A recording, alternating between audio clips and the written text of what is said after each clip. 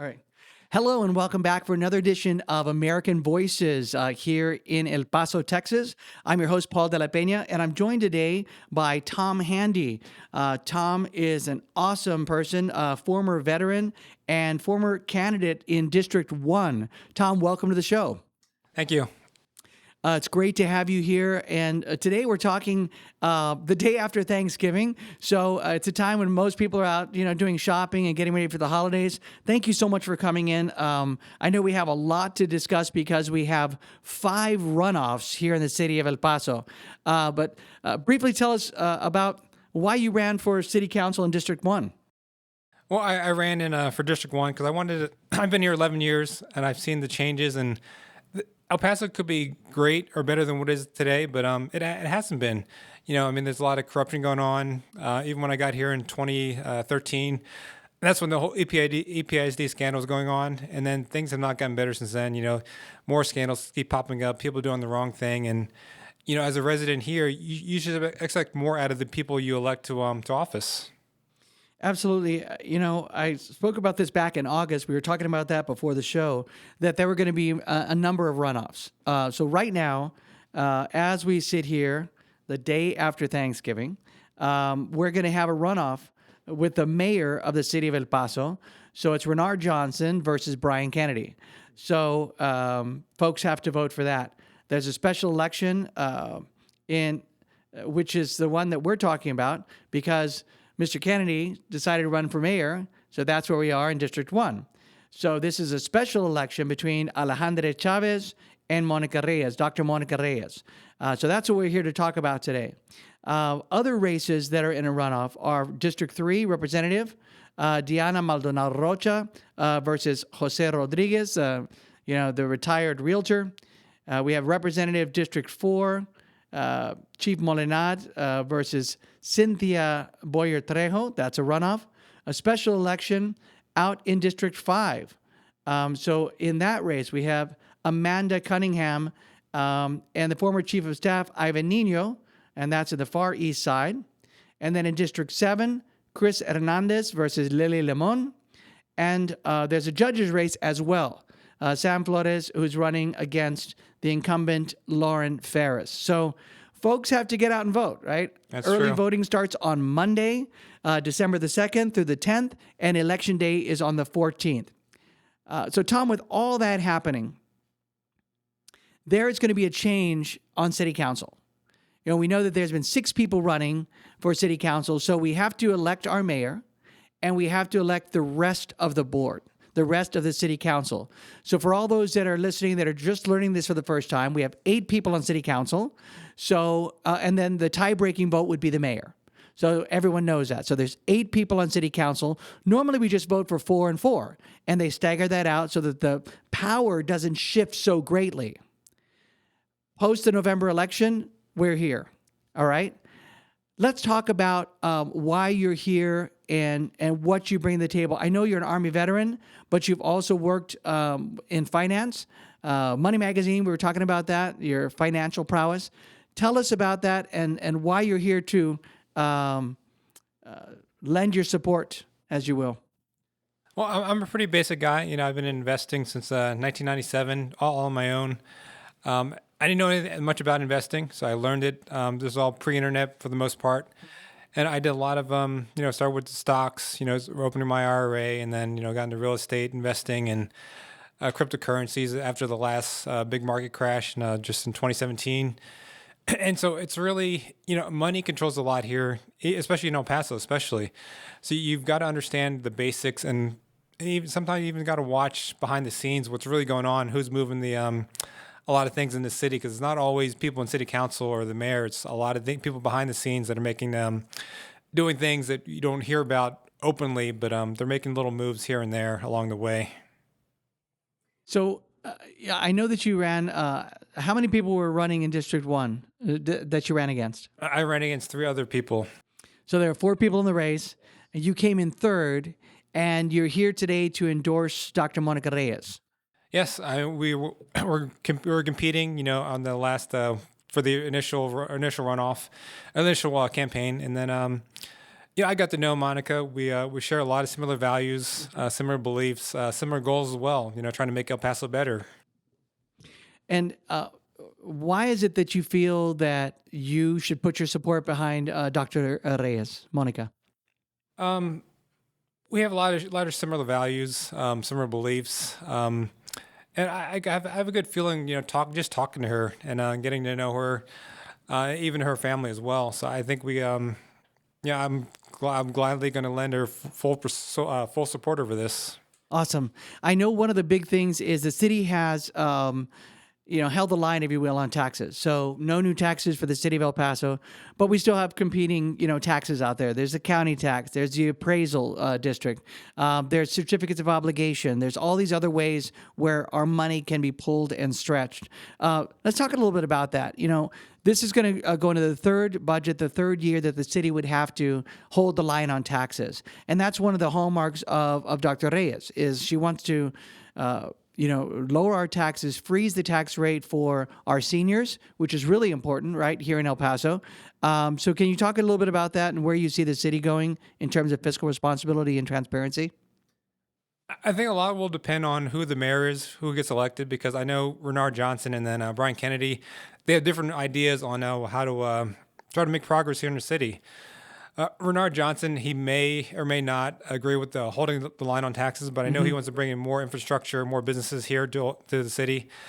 But since Brian Kennedy's been in office, he's held the line, trying to prevent raising the taxes here in the city for real estate and everything, or within the city from the city perspective. So I think it'll really come down to whoever wins between those two, and where they help lead the next group of city council members that are coming in. I think that'll be a really key on what whoever gets elected and what decisions they make and whatever leadership they provide and which direction the city will go in the next few years on especially coming to taxes. I've been in El Paso about 20 years now, and we've talked for decades, right, about bringing in business, bringing in SeaWorld, bringing in the lodge that we lost out west, and it seems over and over that there's a new venue that's going to be out there in the Northeast. We finally decided what we're going to do with Cohen, right? But it seems like it takes years and years. And you talk about some of the backroom deals or other influencers out there, and it seems like the politicians sometimes don't get that, or they don't know how to stand up to some of the outside money, right? Or how to negotiate well. How long would it take, Tom, do you think, for us to be able to balance that out? Candidates talk about the tax rate in Austin or San Antonio or these other cities that are progressive, that are moving forward, that have a lower tax rate than El Paso does. Our hot tax is the highest in the state. It's crazy. How long would it take whoever wins for mayor to bring in industry to be able to equalize that enough to lower the tax burden on the citizens of El Paso? How long would it take? That's a really good question. It could take maybe whoever wins mayor could take him the next two terms. If he gets reelected, because it's so not. We're talking 8 years at least. At least 8 years, yeah, if not more. I mean, because it's not going to be a quick process. It's not going to be fast. Be a lot of growing pains whenever it does happen, and then you really got to get those.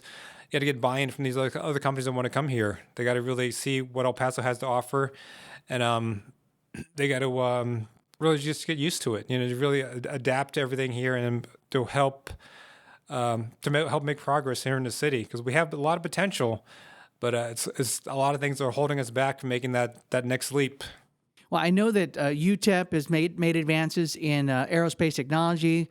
They've been moving forward there with engineering. We have the medical community with Texas Tech, Paul Foster School of Medicine, the dental school. There's now a couple. So I think the Children's Hospital, that's moving forward. We're bringing specialties here. So I think in the medical realm, that's covered. But these other industries, we really need to be able to attract higher paying jobs, living wage jobs to El Paso to be able to lift that up and reduce the tax burden. So the other way that we can do this, Tom, is bringing in cultural tourism, right? Growing our hotels, growing our convention base to be able to bring in more money and build more awareness. Yeah, I know that you were for that, in your race, and I know that Monica is for that as well. How do you think that that would move the needle in terms of growing cultural tourism here in this multi-literate, multicultural region that we live in? I think it's very possible because the El Paso Tourism Department, they don't really focus on what to highlight here. What's really going to attract someone to come here to visit. The city made 2.2 billion in 2022. And I don't know what they're really marketing about El Paso, other than they might have a general theme, but they really need to pick out 2 or 3 areas that encourage people to come here to visit. Because San Antonio, the same year, they pulled in 15 billion that same year. That's a big difference. So I think whatever we're doing here, we're doing something wrong. We're missing out on that. That we can take some of that money from San Antonio, and have that money come here instead. We both have a lot of history. Both have a lot of rich history. A lot of things to do. Family events. Sure, we don't have the big brand name items like San Antonio does, but we still have a lot here to offer to people. And if the El Paso Tourism Department really focused on, like I said, 2 or 3 areas, we can really make a difference. And I think we can easily double that from 2 to 4 billion, within the next couple of years. And that will alleviate the taxes, on our citizens. Specific to District 1, I know one of the big areas is infrastructure. How do you see that in District 1? And also, what the direction the Reyes campaign, will take this. Monica gets in. How will she make a difference on City Council? I think Monica really believes in transparency. I think the way the city's been running, it's been good, but I don't think they're communicating enough how things are going, like the timeline on when projects are going to get finished. Because the I-10 project going on now, and it's causing a whole lot of issues in District 1 and the Enchanted Hills, because it's like everybody in Enchanted Hills has like one road to get in and out of that little development area. Right. Everything was too, but since I-10 is blocking everything off now, that's limiting a lot of things going on. And it's really talking to developers, because there's roads there that can be opened up, but the developers aren't doing it. So I talked to the city manager before about that, and it's really just trying to get the developers to relook at the contract. We agree with them, and then maybe opening up another area. And I think Monica's going to go to work on that and try to make it happen. So I know the person that's in the runoff is Alejandra Chavez. It's my understanding from all the reporting and the research we did before this that she's been in a couple of failed businesses. Can you speak about that? Just from what I've heard, she got into Enron initially, working with that company that went bankrupt. Hurt a lot of people, hurt a lot of investors at the time, and then she went off to start her restaurant business shortly after that. From what I've heard, she had her business, but I think the last big crash, the 2009 crash, she went bankrupt, so she had to go and get herself out of that again. And also in the recent crash during the pandemic, I've heard that she had to sell because it was hard to keep her business afloat. Because I know she was also supporting her kids who were in grade school at the time, and trying to manage that and run a business is not easy process to do. And I think everybody has to reinvent themselves, and a lot of businesses fail during that time point. And then she found somebody who wanted to buy her restaurant business that is still doing well, and she just found somebody to take over that business, and that probably helped her out as well. So it's even though you have a business, it doesn't mean everything's going to always work perfectly. You got to be flexible, adapt things to the certain situations when the time changes. And I don't think she did that in this last one, even though she did make out when she sold her business. But who knows what the real numbers are, because maybe she was not as good as she makes it sound. So yeah, and I think it's important. We speak about fiscal responsibility. We speak about being transparent, and it's my impression that when you're a public servant, and you need to be transparent. You need to show up, right? Mm-hmm. You need to be accessible. And it's very interesting. I just don't know that she would be accessible to the constituents, your constituents in District 1. I know Dr. Reyes has been pounding, thousands of doors, working to be for the people and with the people. And I think that her fiscal responsibility of 30 years as an educator, as an administrator, as a mom, right? Being able to balance all of that out. Those of us who have kids, we know you've got to balance out your business and provide for your family and for your kiddos, and keep everything balanced. But in governance, we need that in city council more than ever right now, because electing the next city rep in District 1 is going to be paramount to the balance of power in our city government. Can you speak to fiscal governance and what you think we should be seeing in the city moving forward? For fiscal governance, I think we need to be more transparency, of course. A lot of things get done behind closed doors, but I know Monica, when she was, I was campaigning with her, she wants to hold the line on taxes, more transparency when doing the on ballots, on the I'm trying to think of the name. What the name I'm trying to refer. Well, certificates of obligation. Certificate of obligation. Yes, right. Exactly. Yeah. I mean, you should only use those in emergency situations. It should go to the people. We should be able to vote on that. Just like we've done with the arena or the sports center or whatever. We need to know. The citizens need to know with enough time to be able to react, because we know we're all busy. We're running our lives. We're running our businesses. We're taking our kids to school. I mean, we don't have time. We need city government. And all government to be able to give us the information so we could be informed citizens, right? Yes, that's correct. Yeah. Because I know initially at the very first candidate meeting, they were talking about the deck park. Monica and I, we both agreed. We supported the deck park, but of course we don't want taxpayers to pay for it. Right. We're going to be stuck with what, $5 million? Whatever it is. It could be even more. And then annually we got to keep be on top for the maintenance of it. Mm-hmm. I know when Alejandra, she mentioned it initially, she was saying Dallas, they had the same thing at their own deck park. Mm-hmm. They had their little grants or whatever and people paying for it. But I mentioned at that same event, I said the taxpayers also paid, because that's not going to cover everything. And so we need to find another way to raise money without having to come back on the taxpayers. As we know in budgets, as you know in business, you done this in Money Magazine and other areas, right? Looking at those investments, even though you have a budget that's out there for the deck park, that's a projected budget. It's not the absolute budget.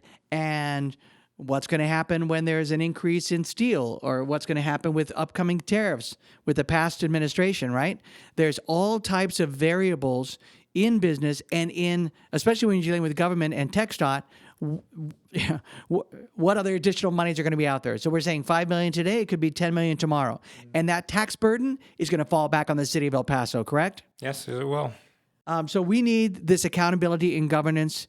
Thank you for your support for Dr. Monica Reyes. I know that it's appreciated. The thousands of people that voted for you, very important. So I've been visiting with Tom Handy, businessman, veteran, and someone who's looking out for the city of El Paso. We want to remind our voters, early voting starts on Monday, December 2nd through the 10th, and Election Day is December 14th. We know it's the holidays. Tom, leave us with some parting thoughts for your endorsement for Dr. Reyes. Just like Paul mentioned, make sure you get out and vote. And, I have my full support behind Dr. Reyes. I know she'll do great. Help make things real in El Paso better. That's really what you need. That's what I need. Everybody here needs to make progress in the city and transparency at the same time. So, thank you so much for joining me, Tom. It's been a pleasure. Thank you for running for office. We need good people like you. Stay involved. And thank you so much for everything you're doing for District 1. Thank you. So for more information, please get involved in this election. Early voting starts December 2nd through the 10th, and Election Day is December 14th. For more information for the Reyes campaign, visit ReyesForElPaso.com. That's ReyesForElPaso.com. Get involved, El Paso. District 1 needs you. Thanks.